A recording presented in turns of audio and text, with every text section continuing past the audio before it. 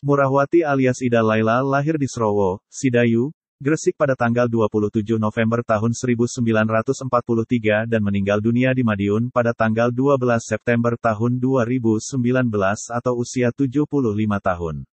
Semasa hidupnya, Ida Laila dikenal sebagai seorang penyanyi Melayu dan dangdut. Karir Ida Laila melejit setelah menelurkan sejumlah karya hits di eranya, seperti Siksa Kubur, 1960, dan Keagungan Tuhan, 1965.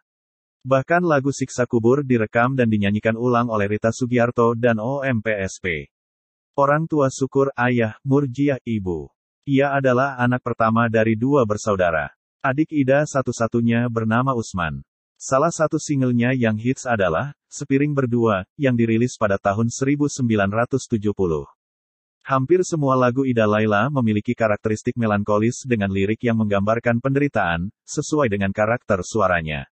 Di awal karirnya, Ida Laila tampil bersama OM Sinar Kumala Surabaya yang dipimpin oleh Akadir. Ida Laila kemudian meniti karirnya dengan grup-grup lainnya seperti OM Awara, OM Sonata, dan OM Sanata. Ketika berkarir bersama OM Awara, Ida Laila berhasil menelurkan 18 album Piringan Hitam. Sementara bersama OM Sinar Mutiara dan OM Sinata, Ida Laila berhasil merilis masing-masing 7 dan 5 buah album. Ketika umurnya makin bertambah, Ida Laila diketahui juga seorang pendakwah. Ida Laila bahkan mengaku lebih mementingkan berdakwah ketimbang menyanyi.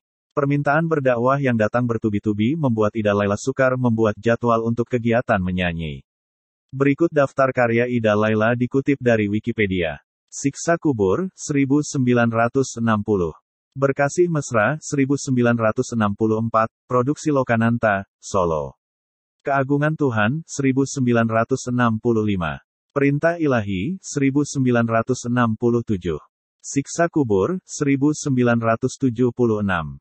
Lagu Nostalgia 1997 diproduksi Indra Record.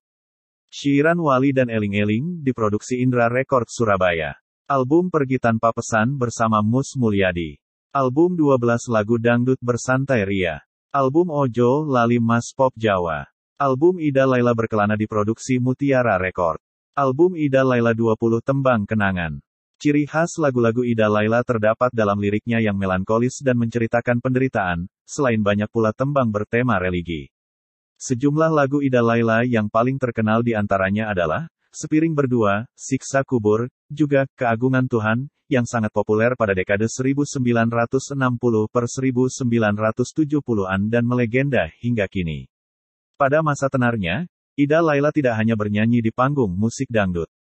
Ia juga kerap diundang untuk tampil bersama para musisi terkenal dari genre lain seperti pop, balada, bahkan rock. Tembang-tembang Ida Laila kerap dibawakan ulang oleh penyanyi lain saking terkenalnya. Bahkan, ada pula lagu milik Ida Laila yang diparodikan, salah satunya oleh kelompok musik parodi yang terkenal di era 1980-an dan sering tampil bersama grup lawak Warkop DKI, yakni OM Pancaran Sinar Petromax atau PSP. Ida Laila memang sangat populer pada masa-masa itu.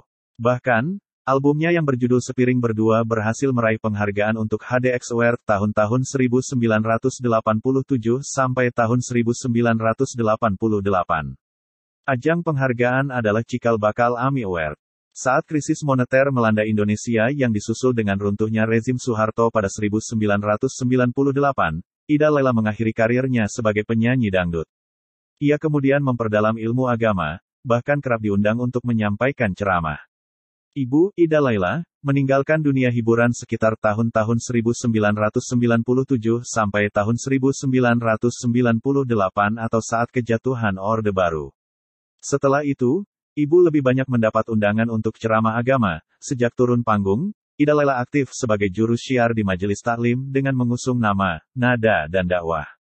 Ida Laila juga menjadi salah satu pengurus Persatuan Artis Musik Melayu Indonesia, PAMI. Namanya tercantum di kepengurusan PAMI hingga tahun 2012. Pamor Ida Laila sebagai penceramah semakin tinggi. Undangan ceramah tidak hanya di Surabaya, melainkan banyak pula undangan dari luar kota seperti Lamongan, Gresik, bahkan luar provinsi. Ida Laila pernah dirawat di Rumah Sakit Islam Surabaya. Selama sakit, cukup banyak yang menjenguk datang ke kediamannya, termasuk mantan Wakil Gubernur Jawa Timur Saifullah Yusuf Gus Ipul, serta beberapa rekan sesama pedangdut seperti Evi Tamala dan Ikke Nurjanah. Hingga kemudian, penyakit stroke menyerang Ida Laila. Sempat dirawat di Rumah Sakit Umum Dr. Sudono Madiun, sang biduan legendaris ini akhirnya menyerah dan mengembuskan nafas terakhir pada tanggal 12 September tahun 2019. Demikian sekilas perjalanan karir Ibu Ida Laila, semoga bermanfaat.